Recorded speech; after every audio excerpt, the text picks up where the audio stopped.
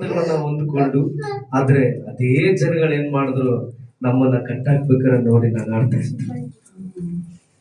ಅಷ್ಟು ಚೆನ್ನಾಗಿ ಮಾತಾಡಿರ್ತಾರೆ, ಅಷ್ಟು ಚೆನ್ನಾಗಿ ಅವ್ರ ಹತ್ರ ಪ್ರೇಯರ್ ಮಾಡಿಸ್ಕೊಂಡಿರ್ತಾರೆ, ಅಷ್ಟು ಚೆನ್ನಾಗಿ ಪ್ರೋತ್ಸಾಹ ಮಾಡಿರ್ತಾರೆ. ಆದ್ರೆ ಒಂದು ಕಷ್ಟ ಅಂತ ಬಂದಾಗ ಅವ್ರೇನ್ ಮಾಡಿದ್ರು, ಆ ಹೊಡೆಯುವ ಜನಗಳ ಮುಂದೆ ಅವಮಾನ ಮಾತ್ರ ಜನಗಳ ಜೊತೆಲಿ ಸೇರಿ ಅವ್ರ ಕೈ ಕಂಡು ನಿಂತ್ಕೊಂಡು ನೋಡ್ತಾ ಇದ್ರು.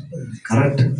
ಅವ್ರಿಗೆ ಒಂದು ಮಾತು ಹೇಳಿದ್ರು, ಯೇಸು ಸ್ವಾಮಿನೂ ಸಹ ಹಿಂಗೆ ಮಾಡ್ಬೇಕಾದ್ರೆ ಇವನ ಶಿಲುಬೆಗೆ ಹಾಕ್ರಿ, ಬರಬ್ಬಸ್ರನ್ನ ಬಿಡ್ರಿ.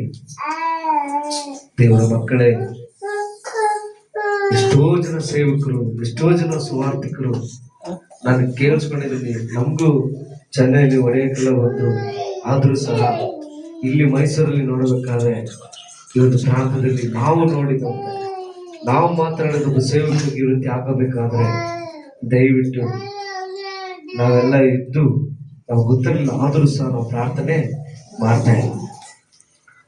ಒಬ್ಬೊಬ್ಬರಿಗೆ ದೇವರು ಎಚ್ಚರಿಸ್ತಾ ಇದ್ದಾರೆ, ಖಂಡಿತವಾಗಿ ಪ್ರಾರ್ಥನೆ ಮಾಡಿ.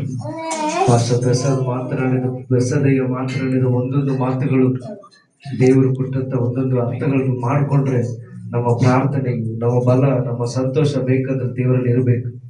ನಾವು ಧೈರ್ಯವಾಗಿ ಮುಂದೆ ನಿಂತ್ಕೊಂಡು ದೇವರಿಗೋಸ್ಕರ ನಿಲ್ಬೇಕು, ಇನ್ನೂ ಹೋರಾಡ್ಬೇಕು. ಅವ್ರು ಇವತ್ತು ಅನ್ಕೊಂಡಿದ್ರೆ ಅವ್ರು ಇನ್ನೊಂದು ಸಭೆಗೆ ಹೋಗ್ಬೇಕಾಗಿತ್ತು. ಆದ್ರೆ ದೇವರ ಚಿತ್ತ ಈ ಚಿಕ್ಕ ಹಿಂಡ್ ಹತ್ರ ಬಂದು ಅವರ ಸಾಕ್ಷಿ ಹೇಳುವಂತೆ, ಅಯ್ಯ ಒಂದು ಮೆಸೇಜ್ ಕೊಡುವಂತೆ ದೇವರು ಕೃಪೆ ಕೊಟ್ಟಿದ್ದಾರೆ. ಅದು ನಾವು ಬಲಗೊಳ್ಳುವುದಕ್ಕೆ, ನಾವು ಹಿಂಜರುವುದಕ್ಕೆ ಅಲ್ಲ.